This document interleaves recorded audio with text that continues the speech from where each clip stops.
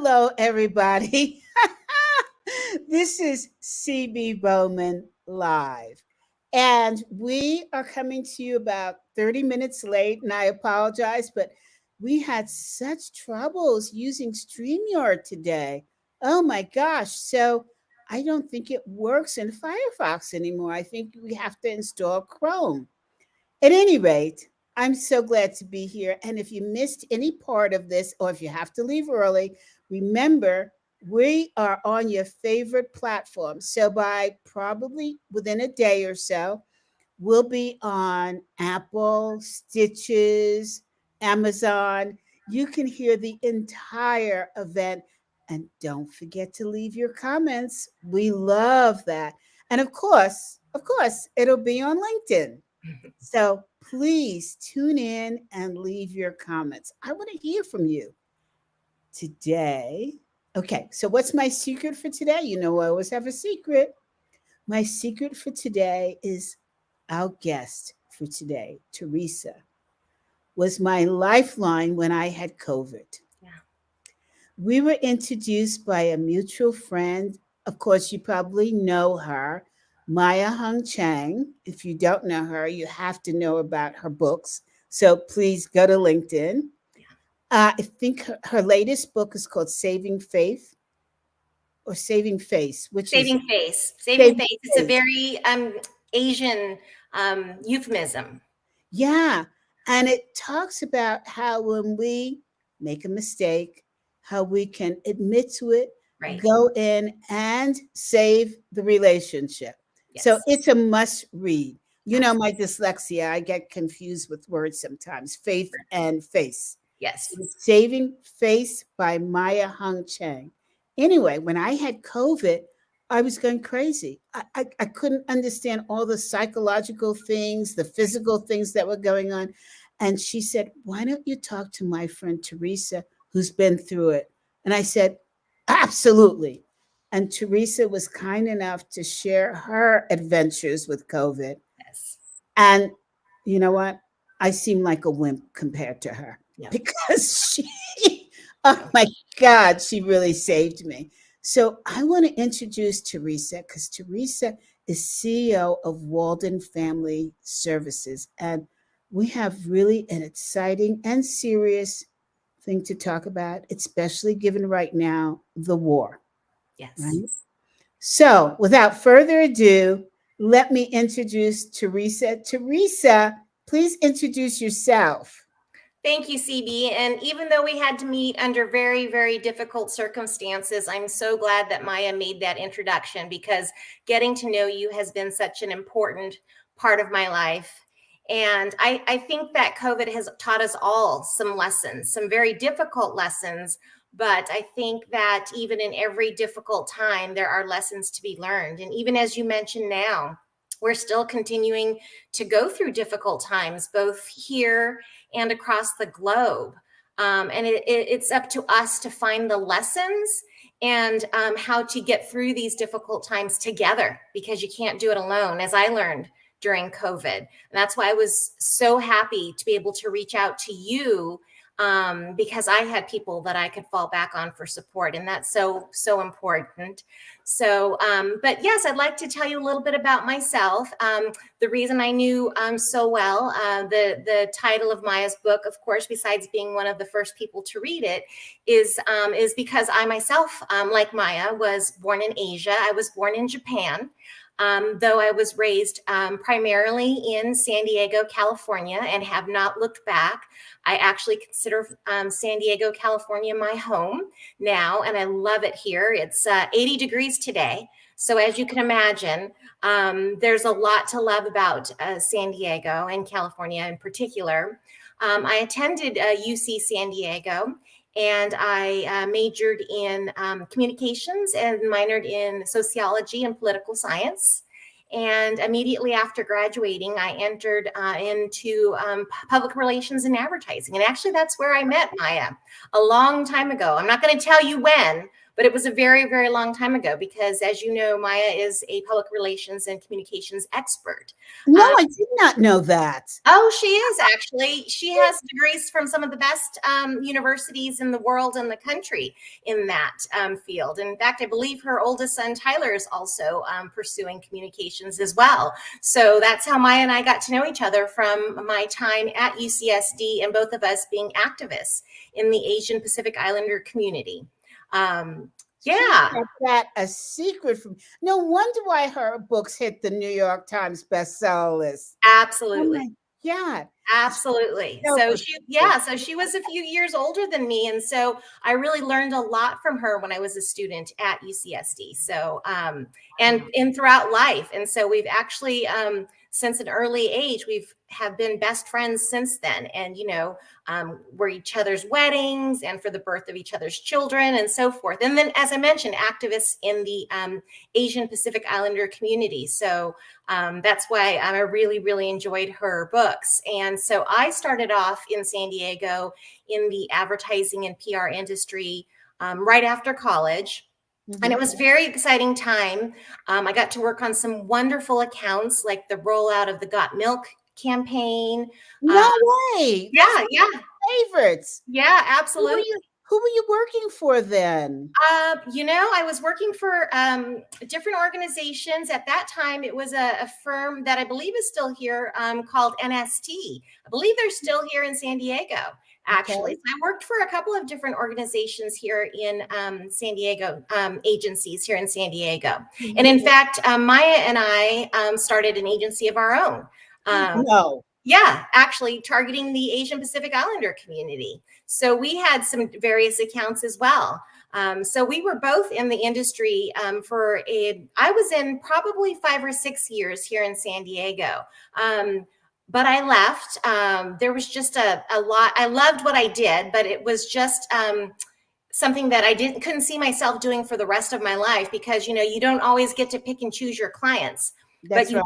you don't, and you have to sell the products or the images or the people, regardless if you believe in them or not. Yes.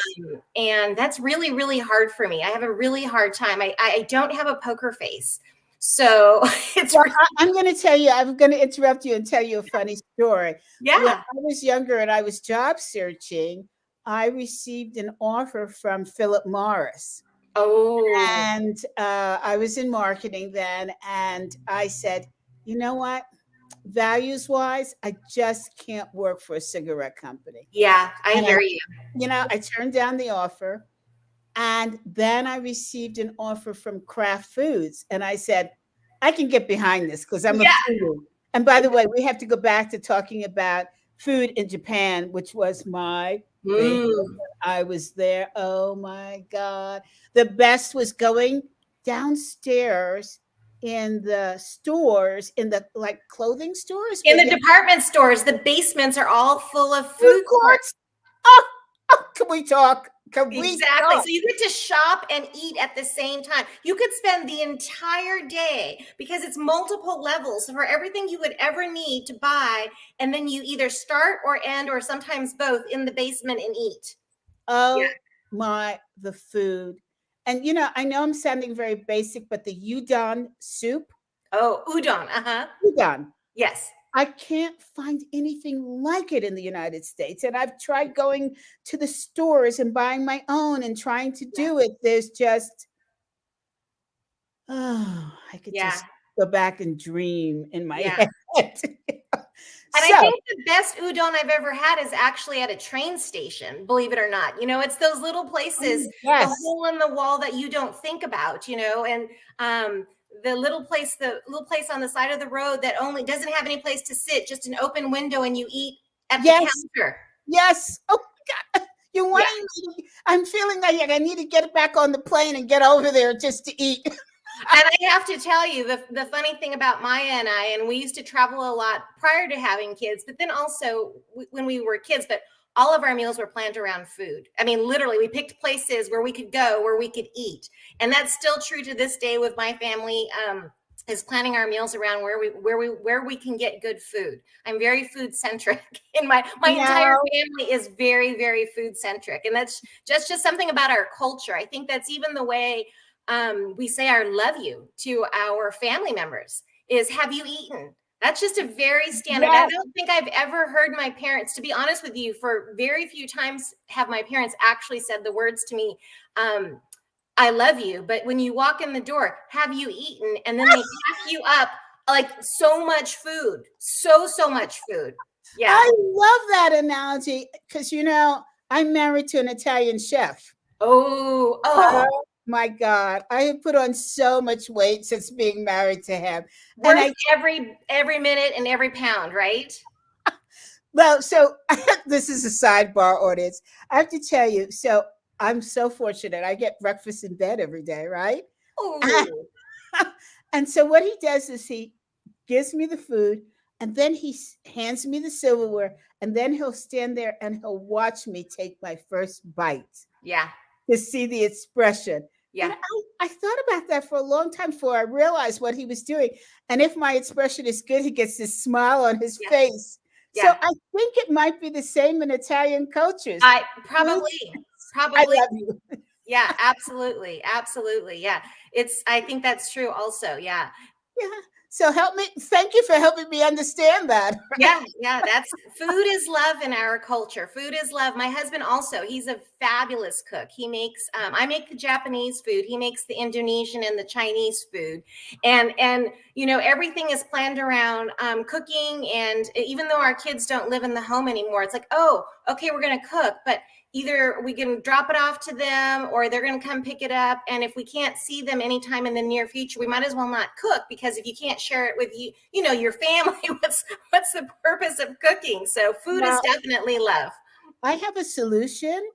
I'm in Colorado. It's not that far from San Diego.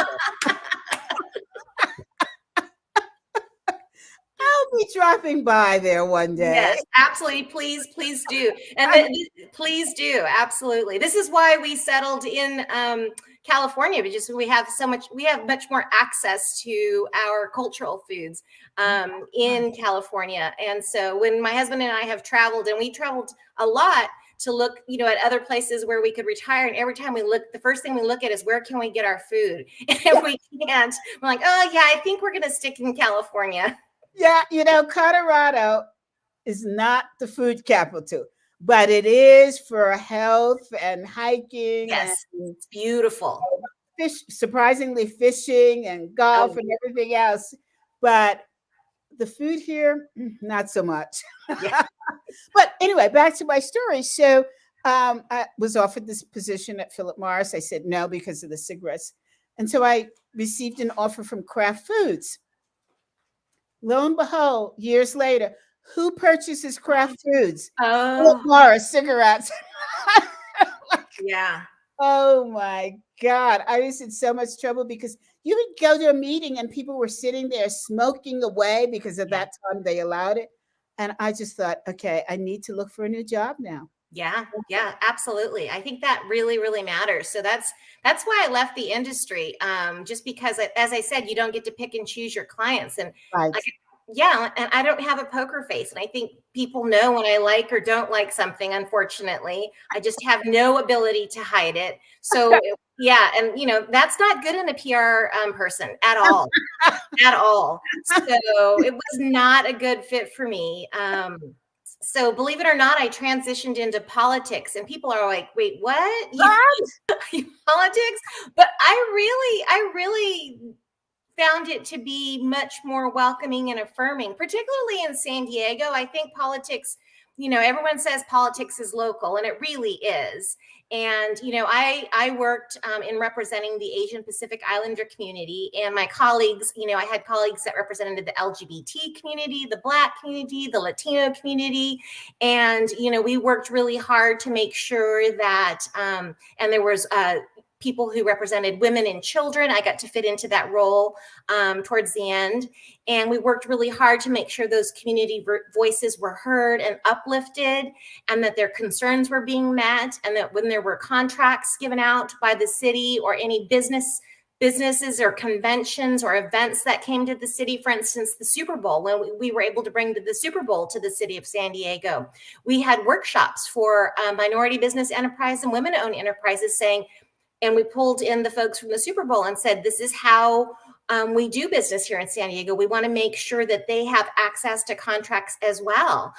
So I really felt that at least at the level that I worked for and the person that I worked for really wanted to make a difference in our community. And it had more of an impact. And I think that's in part because I worked for a woman who was a single mom, and she had faced a lot of adversity in her career. So she was much more supportive at understanding other people who had faced a lot of adversity. And it was really important to me, the work that we did. I wasn't able to stay in it beyond her term, because when I had my own young children, those hours in politics, it's crazy hours, right? But wait, Teresa, let's go back a little bit. Yeah. And God, you have such a wealthy background. Oh my God. All right. First, tell me, how did you go from PR to politics? I can understand politics really needing PR, but Yeah. how did you make the transition? What was the key? Volunteerism. As I mentioned, I had been a community activist in the Right. Asian Pacific Islander community since my early days at UCSD. I was involved in the Asian Pacific Islander Student Alliance. I was an officer, and we did a lot of outreach campaigns all across San Diego. And then I started volunteering on political campaigns for causes that were really important to me. So when the time came, and they were looking for somebody to represent the Asian Pacific Islander community, someone put my name forward, and then they called me for an interview. And of course, I jumped at the chance because, as I mentioned, I was not happy in the advertising and PR world at all, representing some of the clients, and also not just the clients, but advertising and PR, as you know, probably, it was very, very cutthroat. Oh, yes. Very cutthroat, very competitive. And I just didn't like that feeling. It was not very conducive to feeling supported and so forth. And really at that time, it was really not conducive and supportive to young women at all. A lot of misogyny in the field, a lot of misogyny. And this was before Me Too, and people didn't feel comfortable saying anything about that at all. Yeah. And the women that were in the field were cutthroat in themselves. Absolutely. Oh my God. You could absolutely be stabbed in the back as quick as somebody could smile at you. Absolutely. Yeah. And not just misogyny, but I frankly saw a lot of prejudice in the field. Yes, of course. A lot of prejudice. Because it was a big money-making field. So right, of course. Right. Yeah, and the words, the hateful words that I heard on anti-LGBT remarks about racial minorities, they're mostly directed at competitors and so forth, not within your own organization. But still, it's really hard to hear those kinds of things every day, and it just didn't really fit with my personality at all. And it's surprising because I came from the arts, right? I was an interior designer in my first career. And that you had such unity of race and LGBTQ plus community. And so when I went into corporate America, I saw, wow, what a difference, right? Yeah. But I thought, at least because I was in marketing, the advertising space, because we were hiring the marketing, that it would be reminiscent of my experience in the arts. And it was not. Yeah. It was, quite frankly, a hellhole. Right. Yeah. Very cutthroat, cutthroat, very competitive, and just not something in which I could thrive. And I knew that. So it was really easy for me to make the jump, and of course, financially you take the hit, of course, to go work in politics. But at least I felt better about what I was doing every day. I felt like I was making a difference when citizens would call me and they would have problems, and to be able to resolve those problems just made me feel really good. And then in particular, I started working at the end on issues that related to women and children, because I was becoming a mom myself. Sure. And then so that became really important to me. So I felt much better about the difference that we were making in the world. And I felt better. You know, it's not that politics isn't competitive. It is, obviously, particularly when you're running campaigns. Right. But when you're not running a campaign on the day-to-day, at least at that time, so this was in the 90s, I'm sure it's very different now. I mean, I've been watching politics, and I can't tell you how glad that I left the industry when I did. I can't tell you. Yes. But I It's a didn't leave different because of time. that. Yeah, that's not why I left. I left feeling really good about where I left it. You know, I'm still really great friends with the person who was my boss at that time. And I still have a lot of great friends from my days there. And so I didn't leave at that time. I left because I had 2 young kids, and that I just couldn't keep up with that demanding schedule, particularly because my youngest son has some really serious health issues. And so that had to be my priority. Sure.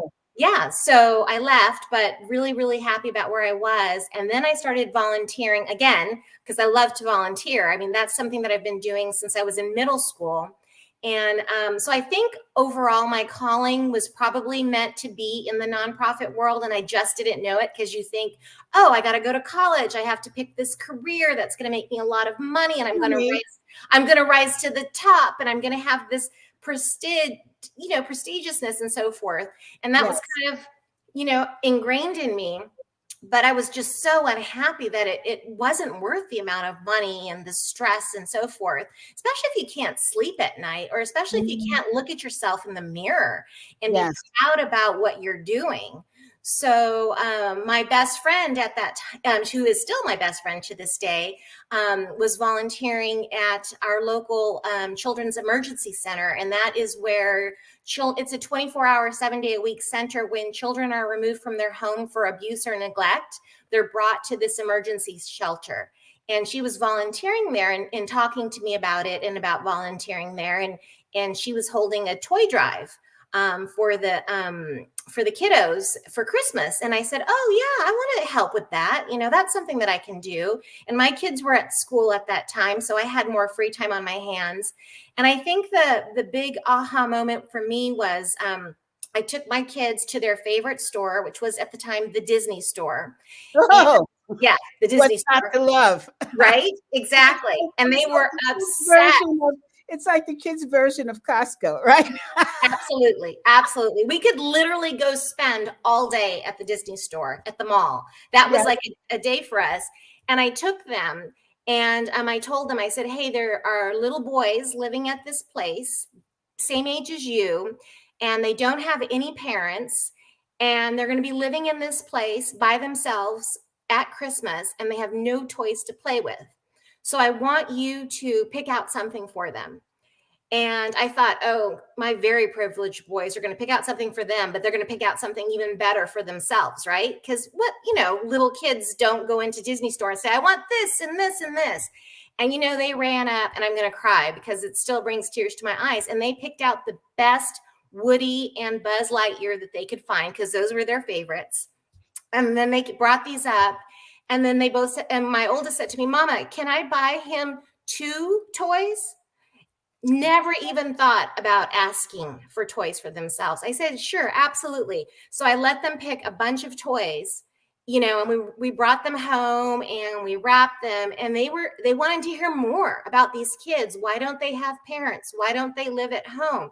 And that was my aha moment, that here I had an opportunity to teach my kids, my very, very privileged kids, who have a beautiful home, a beautiful life, everything you could ever want, that there are people out there just like them who don't have it. And it has nothing to do with my kids being smarter or better or anything. It's basically the circumstances of their birth. Yeah, absolutely. So when the opportunity came to work in this field, I jumped at the chance. Absolutely. Hold on, Teresa. Hold on. Yes. How old were your children when this happened? My oldest one was in kindergarten, and my youngest one was in his last year in preschool. So I would say like 4 and 5 years old. Yeah. So for them to walk into a place and to understand the concept, because we're just such a like a tight knit family. They grew up, my parents lived literally, I think, 10 houses down from me. So their concept of family is like your family's always around. You're always either at your grandparents' home or your grandparents are at your home, and meals are shared together. And for them to figure out at such an early age that there are children who don't have that, I You think, yeah, it's so beautiful because I now know you're the third parents that have raised their children to give at Christmas yeah, versus getting at Christmas. And to me, that's so important. I never had my own children. So I made it a plan every Christmas for the past 30 years. I did Toys for Tots. oh, very good, And very that's good, the greatest time of the year for me. It right, literally brings me back to childhood yeah. because I remember our last Christmas as a family, as still believing in Santa Claus, which we know he exists.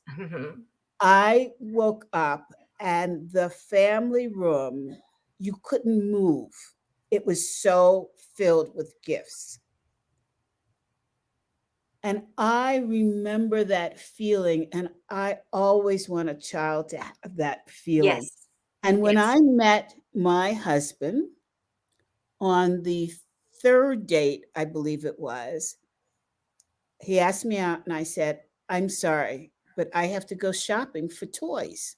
And I know he thought I was crazy, right? And he said, "For toys? What kind of toys are you talking about?"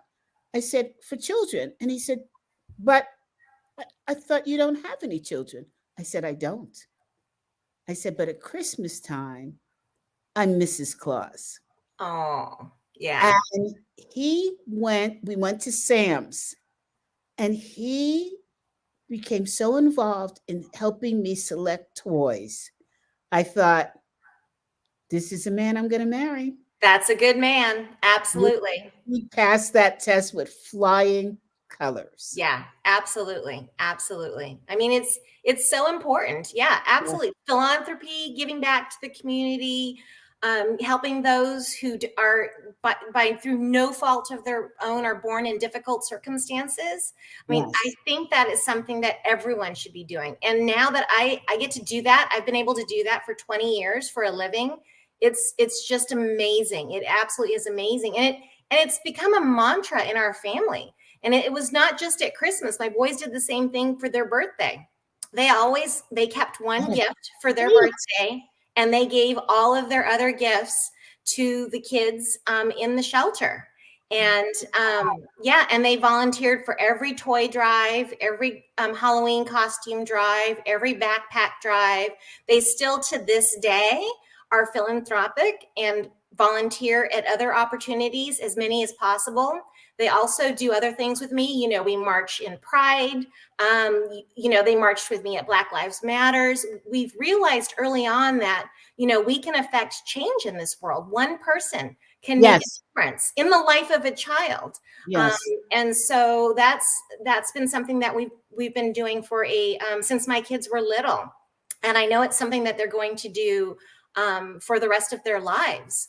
Um, Kudos to you. Kudos. yeah. Well, no, kudos to the organization working in a field that allowed me to role model this for my children, but also to be able to feel really good about what I do, to be able to sleep peacefully at night, Mhm. and to know that we're making a difference. And so, and to anybody I say out there, if you're not in the career that you want to be, don't worry about it. I was much older when I got into the career that I'm in now. I found my calling much older in life. Me too. Me Yeah, too.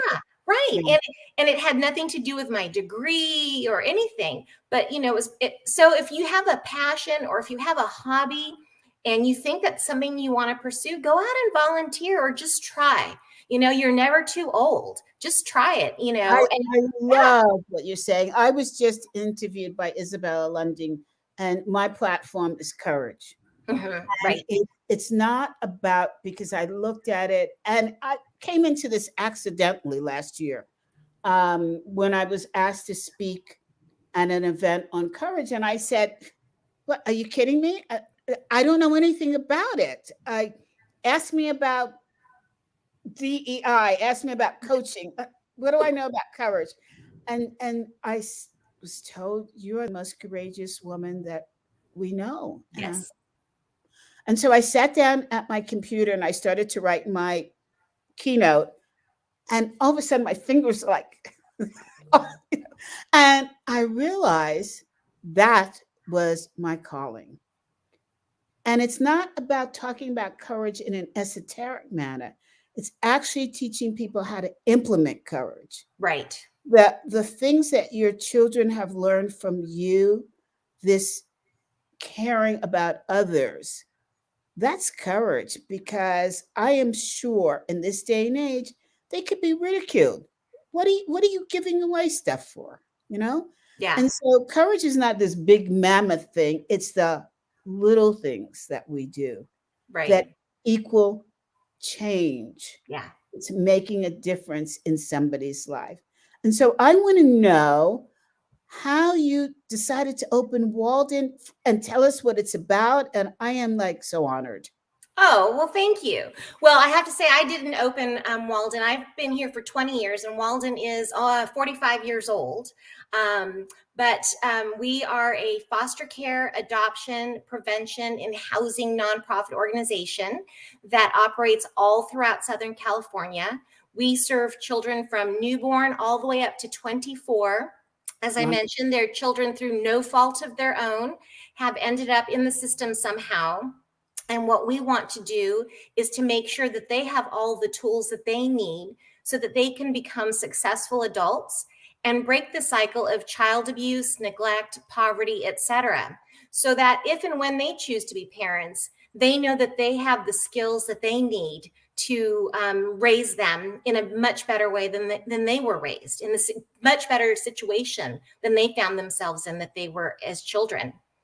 So up to age 20? 24. 24. Right. Tell me what you might hear London adding to the conversation, my four-legged little child who bosses us around. But getting back to this, tell me, what is it that you can offer the 20-year-olds? Do they not feel like they know it all? How do you help them? Well, I have to say, at first, many 20-year-olds, and I'm speaking from experience as the mom of two early 20-year-old boys, Yes. feel like that they do know it all. Can I tell Yes. you? Right? They, at first, many of them do. But I have found that the ones who are open-minded and come to us and really put themselves forward into our programs and graduate, they come back to us and thank us for all of the things that we've been able to teach them. Because really, all the research shows that young people, particularly young men, and I know I have two of them, I have a 22-year-old and 24-year-old, that their brains aren't fully developed until they're 26. So, my kids still call me and ask me for assistance and questions and life lessons. But these kids don't have a lot of people that they can call. So what we do is we provide them with housing, the ability to enroll in some type of education, whether it be vocational, college, etc. We provide them with employment opportunity and assistance, how to build a resume, how to prepare for interviews, how to dress appropriately, link them to job opportunities, and teach them basic life skills such as how to manage your finances, how to cook, how to clean your home, all of the things that unfortunately that they weren't taught because they weren't able to live in a two-family home, to live with parents at all. Like my kids were fortunate to live in a two-family home. So those skills are really, really important because many of the children, the older youth that we serve, come to us either from some of them come to us from homelessness. Some of them come to us from incarceration. Some of them have been sex trafficked. Some of them have aged out of foster youth at the age of 18 and they've just been couch surfing. Many of them don't have their GED, etc. But by the time that they graduate from our program, they're able to save up some funding, which we're able to match. They're able to get their GED, and many times to further advance their education. They're able to get job experience, and they're able to learn how to live on their own out in the community. They set goals for themselves when they enter our program, and we work with them daily so that when they graduate from the program 3 years later, that they meet their own goals that they set for themselves. So tell me about the program. Well, first of all, if you're homeless, how do you find out about Walden? A lot of them will look for help. Either they'll reach out to a homeless shelter. They might have a contact with a former social worker. It could be a probation officer. There are a number of ways, but they go through the county in which they grew up. So, if they grew up in LA County, they contact LA County, or one of the resource organizations will put them to one. They can call 211.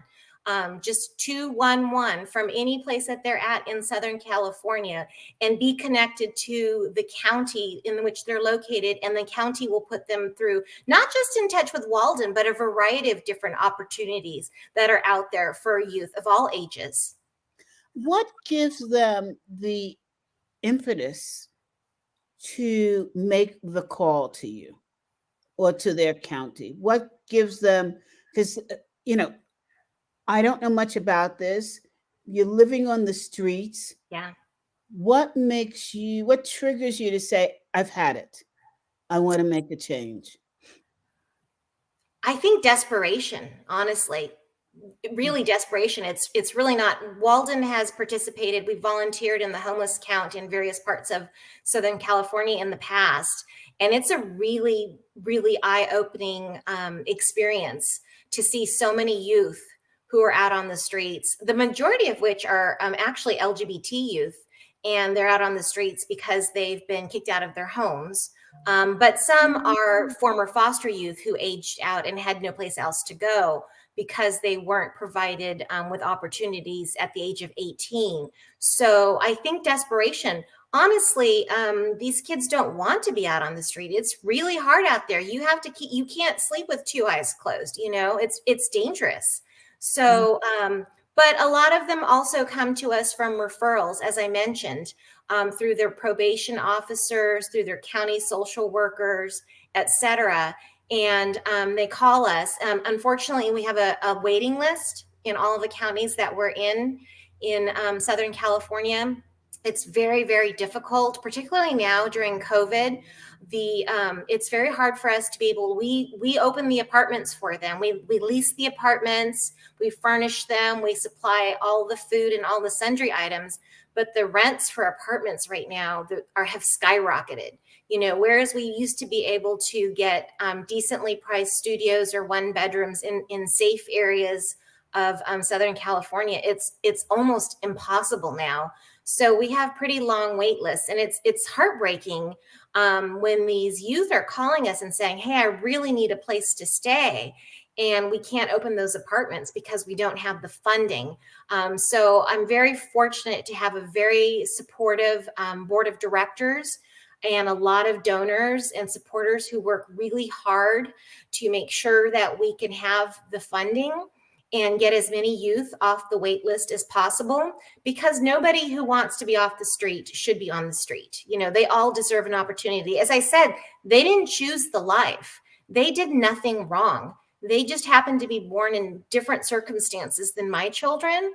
And, life hasn't been fair to them. So it's up to us to make sure that they have the opportunities that they need to reach their goals and be successful in life. So I'm surprised, because I would have thought that California is experiencing the great exit like New York, and that places would be less expensive. Oh my gosh, no. Our rents have skyrocketed, absolutely skyrocketed. in the last 2 years. So we're in Southern California. I can't speak to Northern California, but traditionally Northern California has always been more expensive. So in the last 2 years, and the other thing that we're seeing is that, a lot of what we would call naturally affordable apartments, those are really old apartments with no amenities not in the best areas of town. Those used to be places that we would be able to rent, but now developers are coming in and they're kicking us out. They refuse to renew our leases because they're completely redoing those apartments. And now they're turning into luxury apartments. So the problem is that a lot of the apartments that we've been looking at leasing are now turning into luxury apartments. And we're the second largest provider of this program in Southern California. So we have leases all throughout Southern California, and we're seeing this in every region, even in parts of more affordable parts of Southern California, what we call Inland Empire, which is Riverside, San Bernardino, Temecula. Even those rents are skyrocketing. And I know in New York, many years ago, they passed a bill. If you're putting up a high rise luxury, you have to have a certain number of apartments that were available to lower income people. You don't have that in California? We do have that specifically too in San Diego. You don't have to put the units necessarily in the that building. They can get tax credits, and those funds can be used by other organizations here in San Diego to build more affordable housing, but they're not building enough affordable housing for all the people who need it. So it's not just the former foster youth, but there are also, working families, double Yeah. income working families who are looking for affordable housing. It's a really hard time.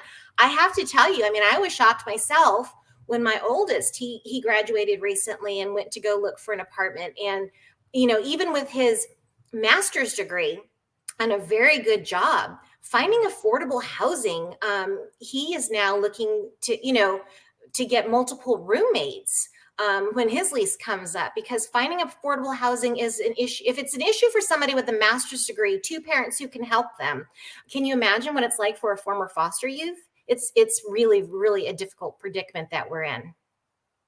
Yeah.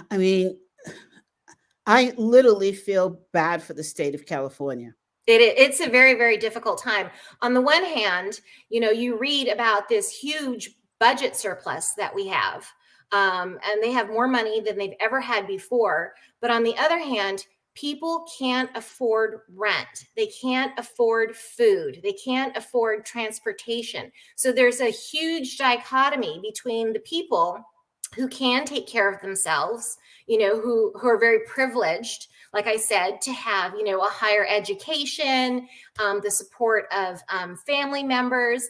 And then you have my clients who have no surrounding family members to support themselves and who are struggling to stay here. But they have to stay here. They have to be in California to get the resources if that's where they grew up in foster care. It's very hard to transition out and get support. It's not impossible, but it is really hard.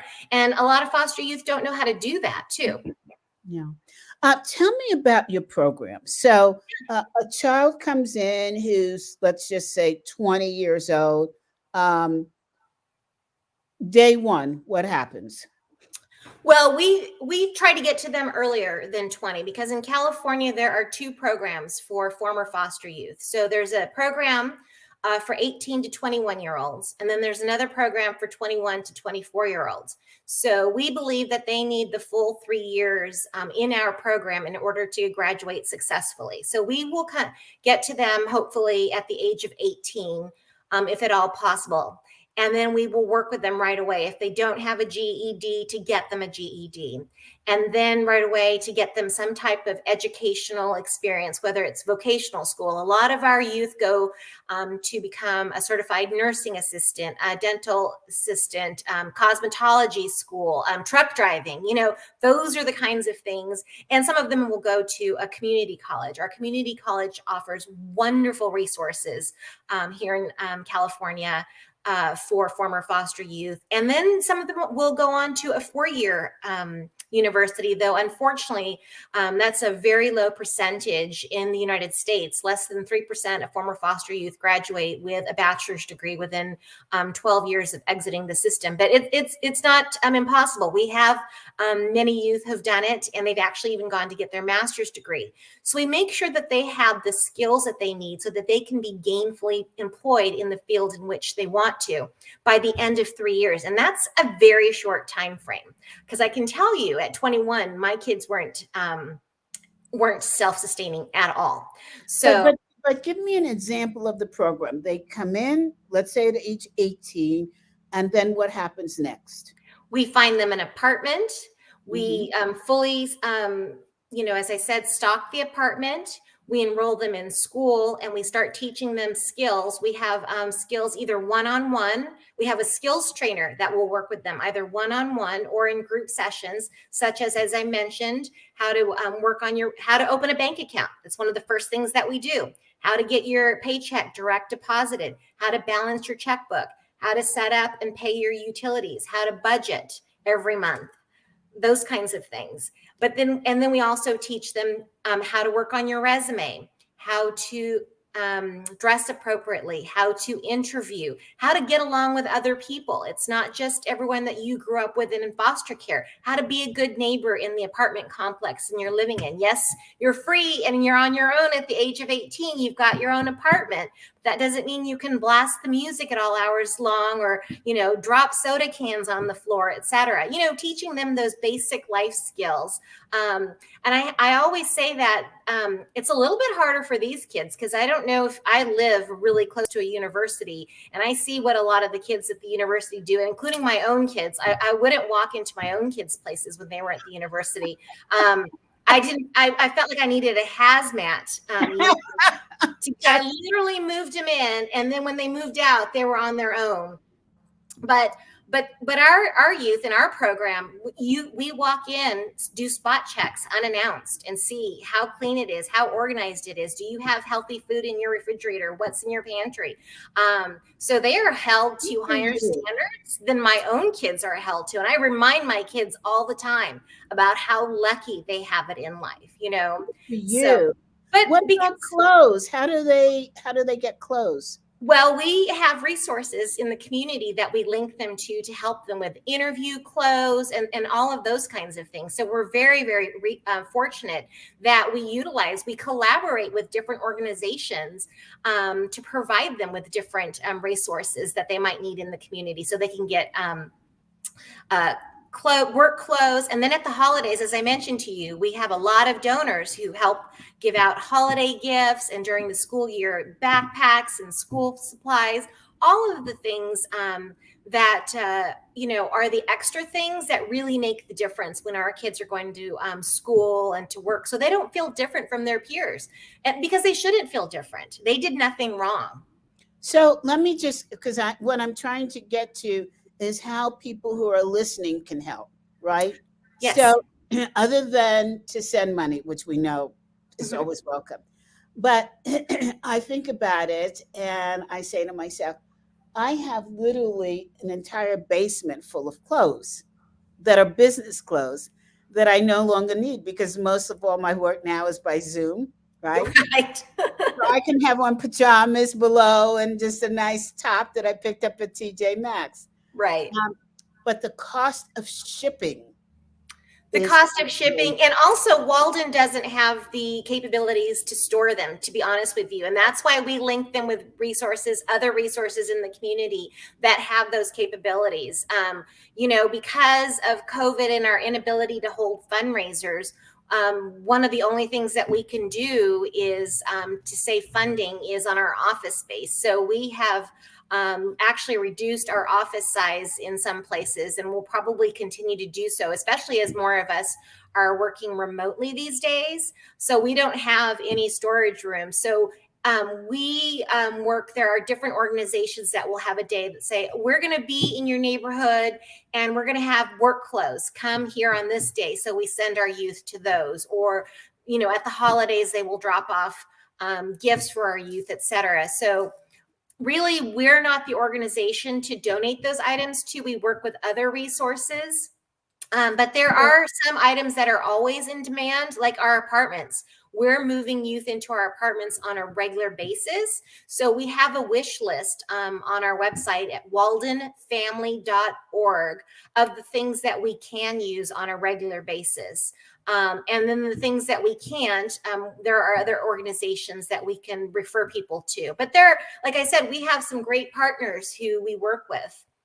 So, how does one find out about those partners? And let's just go back to the clothing example. Um, if people wanted to send, for example, St. John suits, Ooh, but yeah. they know they're incredibly expensive to ship because you're talking about good weight Yeah. material, do these organizations work with them and suppose they're across the country in getting the clothes to them? There's just so much waste that I see in the United States. Yeah. No, I would actually suggest you find a local organization and give local, because Mhm. there's environmental impacts as well too. I mean, that's something that we always want to consider. So I would say give local if you can. But so like one of the organizations we work with here, I think their name is My Girlfriend's Closet, and they get everything from our young youth all the way up to our 24-year-old youth, and they open kind of a retail boutique several times a year for our young women, and there are other organizations who've given clothing for our young men. But definitely give local, because we definitely have environmental impacts to consider. How does that affect the environment? What do you The extra shipping and so forth. find? Yeah. Mhm. Yeah. The fossil fuel, particularly. I drive an EV. So Okay, I okay. try to be environmentally conscious as much as possible.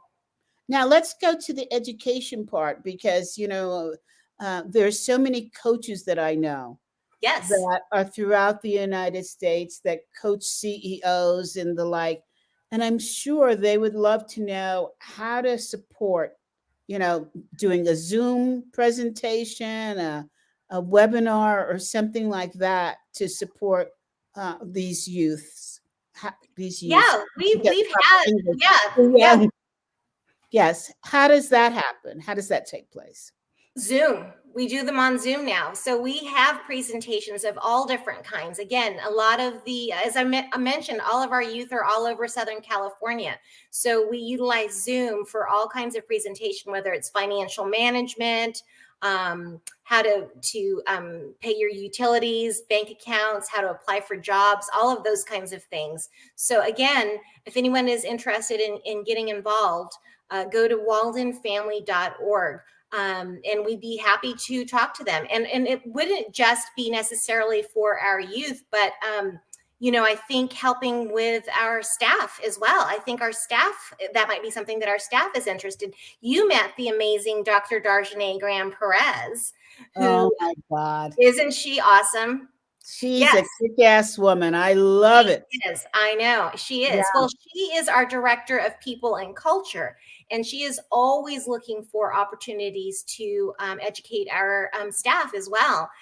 She is in charge of health and wellness, diversity, equity, and inclusion. So if anybody has any interest in that, they can go on our website. But as you can imagine, this is a very, very hard field to work in.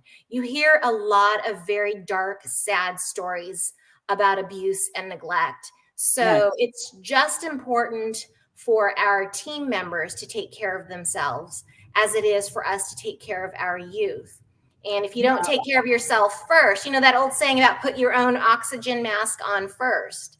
Um, so I Well, know, yeah, I would love if you or Darjane would send me a list of topics that okay, you would like coaches to speak about and who they should contact. I'll raise my hand to talk about courage. Um, yeah, my favorite subject. yeah, Um, yeah, and I can even send you some interviews that I've already done on courage. Uh, yeah, the other thing that I would encourage is this idea just struck me. Like the interview I'm doing with you, I have interviewed over 90 professionals that have incredible experiences and advice, and they're all available for free of charge. And so I would, people yes, like yes. Dr. Boyasis, they can listen to them in chunks. The only thing I would ask, leave comments. Yeah, yeah, And absolutely. that would be an amazing experience. It's almost like a master class Right, right, adults. And a lot of people are talking about the books they've written or, you know, presentations that they've done. And there's so much learning in these video casts that I've done. I would be more than happy for the children to look at them and to learn. right. Absolutely. Yeah, absolutely. Particularly people, I think the stories that resonate for them are those who've overcome huge obstacles like our youth have. That to Mhm. them, they need to hear that authenticity about people who've been in very similar situations to them and how they overcame it. Because sometimes the future can look really bleak unless you hear about other people who've overcome. And that's why we hire a lot of people whenever possible with lived experience. So a lot of our peer mentors and our skills trainers, et cetera, have lived experience and they can talk to them and say, hey, I was where you were at, and this is what I did. And I know it's really hard. And I know sometimes it doesn't seem like it's going to be worth the effort, but let me tell you, in the long run, it is going to be worth the effort. So any of those types of stories would be really appreciative. And we have a lot of people who've overcome domestic violence and et cetera. So people who have that kind of experience who can talk to our youth would be highly appreciated. Well, okay, so then let's put together a letter that I will be glad to send out to the members Yeah. because I don't know their personal stories. I just know their successes now. Yeah. But I mean, I do know one person who got through a lot because he actually caused the death of his fiance in a car. Oh, So, yeah. that's how do you get beyond that? Right. But other than that, I don't know a lot of life stories, but I am Right. sure if we put together something that says, here's the person you can contact to talk about your life story and see if it'd be of value. We have several members that are coaching the Honor Foundation members, which are the Navy SEALs from the Oh, United wow. States Yeah. as they re-enter. And so they have heard some hair-raising Yeah. stories. Hmm. Um, I think there's an opportunity to get some good presentations and something that's out of the box, Yeah. that they Right. might want to hear about.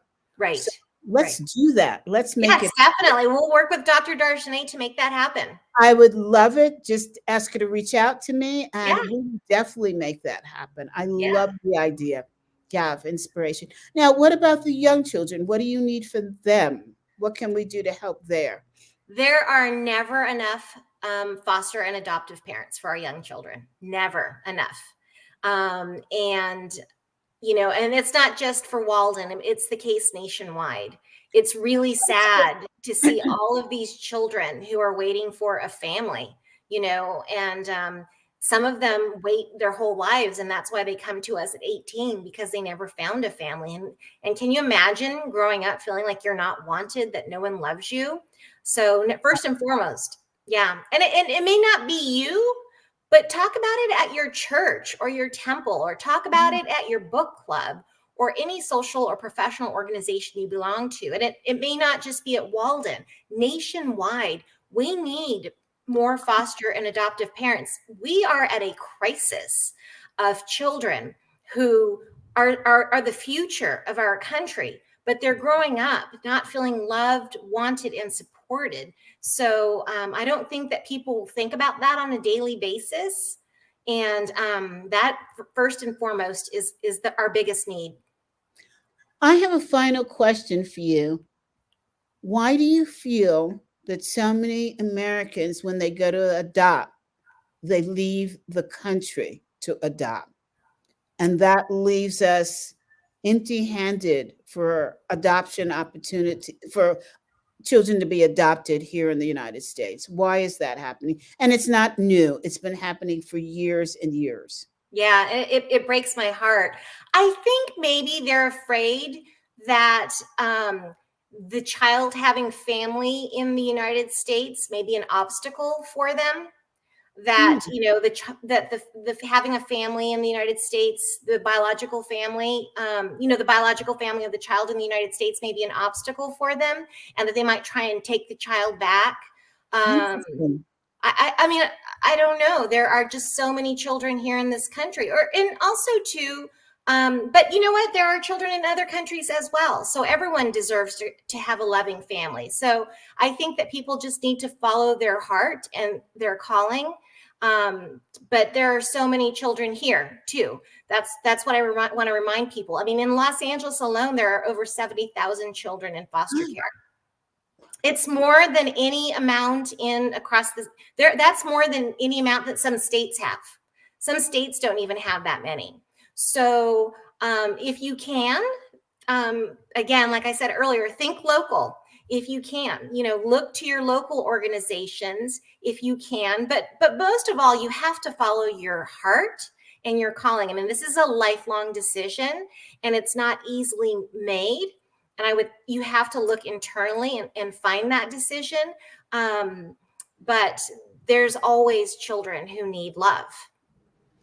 What do you feel? I mean, I've heard things like it's too complicated to adopt in the United States. It takes too long. But yet, I have friends that have adopted from Asia, from all over the world, and it seems to me that it takes just as long. It But I, usually does. It usually takes about the same amount of time and effort. It really does. And again, I don't want to knock anybody who has adopted abroad, because no, again, no, no, I'm not yeah, saying that. I'm just yeah, trying to but it understand. definitely takes about the same amount of time, and probably less resources. I think though that um, there are definitely some more rules when you adopt in the United States. They look at things like your house, and do you have your child safety items set in place before you bring your child home? Do you have your car seats and your safe cribs and those kinds of things? And maybe people are afraid about those rules. But we work very closely with the family to make sure that their house is ready when we do their home study, to help them get it ready. And if they can't afford the items that they need to get their home ready, we have some very generous donors who will come in and help somebody. So because we want to keep sibling sets together, and it's really hard, especially in Southern California. Not many people can afford to take 3 or 4 children all at once. We have some wonderful donors who've set up an endowment for us, and we use that funding so um, we can buy bunk beds, we can buy cribs, we could buy car seats for families who want to keep sibling sets together and really think that it's unaffordable to do that here locally. So I think maybe that might be part of the concern about the biological family coming into the picture, Mhm. if they live in the United States, and maybe the costs and the processing difficulties. But as I said, we will work with every family to make sure that they have everything that they need to accept children into their homes if they would like to. This is really good to know. And I am really certain. I see that we have a lot of people from other countries dialing in today. Oh, And we have Catherine Stevens, who I think is with your company, your organization. she's the Uh, amazing fundraiser that makes it possible for our children and families to have all the resources that we need. So we wouldn't be able to do anything that we do without her. Thank you, Catherine, for your work. It's much appreciated. Do you have any final words to say about what's going on in the war zone with regard to children? Well, again, that is going to really deeply impact children, and I'm deeply worried about the trauma that they're going through and how it's going to impact them for the rest of their lives. We work with children who've been raised in trauma, and we see how that impacts them going down for the rest of their lives. And if they don't have the opportunities to heal like they do here, what negative impacts it's going to make as adults. So I'm really praying And I'm hoping there's a quick resolution to this. And there may be a need at some point, because of all of the casualties, again, to go there and adopt the children in that country as well, the Ukrainian children, because they may not have a homeland in the future, and they may lose all of their family members. And I think that's just devastating for them. And I hope that we can resolve that together as a nation, because children don't deserve it, again, through no fault of their own. If I don't know if I'm supposed to do this, but I'm going to do it anyway. If somebody wanted to make a donation to Walden Family, they should, of course, vet you first, vet your organization first. And if that works, where would they send money, things, what they can to? Where would they send it to? All of my contact information is waldenfamily.org. They can contact me directly. If they have any questions, they can donate online. They can see our wish list. If they have, a donor advised fund, there's a link to donate through that. If they want to send a check, it tells them exactly how to send a check. Or if they want to order things for us off of our Amazon wish list, they can do that. Yeah, so there's lots of information. If they even want to become, if they're even thinking about becoming a foster or adoptive parent, there's a form that they can fill out on there, and there's no commitment whatsoever. They can just fill it out, and somebody will call them and talk them through the process, and then they can make the decision if they want to move forward at that point. There's no commitment at all. And we understand that a lot of these decisions are deeply personal, and that people need the time and the information to think about that. And we're always here to answer any questions that people might have about any of those items. And are you on Amazon Smile? Yes, we are. Absolutely. Walden Environment Inc. on Amazon Smile. And so that's WALDEN. And environment. And that was because we were named after David Thoreau's The Ideal Environment, Walden Pond, in which to raise a child. So our 501c3 name is Walden Environment Inc. Okay, and that's on your website too? Yes. So for those of you who don't know about Amazon Smile, if you're ordering anything at any time on Amazon and you want Amazon to donate money towards the amount that you purchase, I hope I'm explaining this right. Yes. Then Amazon will donate a specific amount of money to that 501c3 based upon how much money people spend on Amazon. And it's a wonderful way for not-for-profits to be able to collect dollars while you're purchasing what you would like. Yes. So it's Amazon Smile, and a lot of people don't know that it exists. And it really does. You don't think about how your small purchase on Amazon makes a difference. But as my husband likes to say, oh my God, you are just purchasing everything on Amazon. Every day he looks for the truck. So yeah, think about it, and definitely explore that opportunity. Teresa, it's been a wonderful opportunity to get to know you and about the amazing, amazing work that your organization is doing. Thank you, CV. Thank you.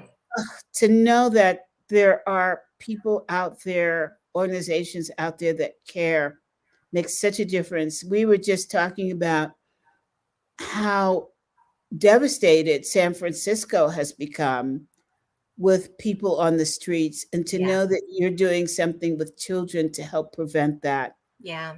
It just warms my heart. Thank you. And I hope that the people that I know can contribute to solving these crises with relationship to children. Thank you.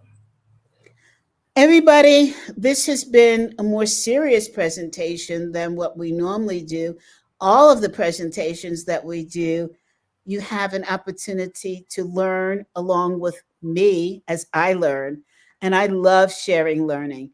So please be sure to look for us on Tuesday. And if you see an announcement come out on Tuesday, that we are on at 12 o'clock and you don't see us, please tune back in. It means we're having technical problems. And if you miss it, please go to your podcast as well as YouTube and watch it. We're also on Facebook.